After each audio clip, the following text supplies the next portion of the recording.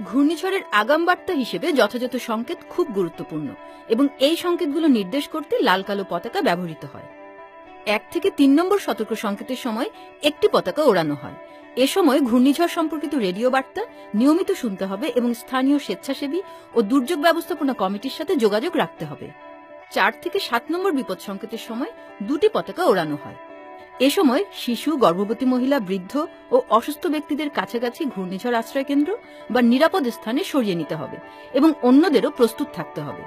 পানি ও শুকনো খাবার প্লাস্টিকে মুড়িয়ে মাটিতে পুঁতে রাখতে হবে। গুরুত্বপূর্ণ কাগজপত্র যেমন বই, দলিল, পড়ার সামগ্রী ইত্যাদি প্লাস্টিকে মুড়ে গুছিয়ে রাখতে হবে।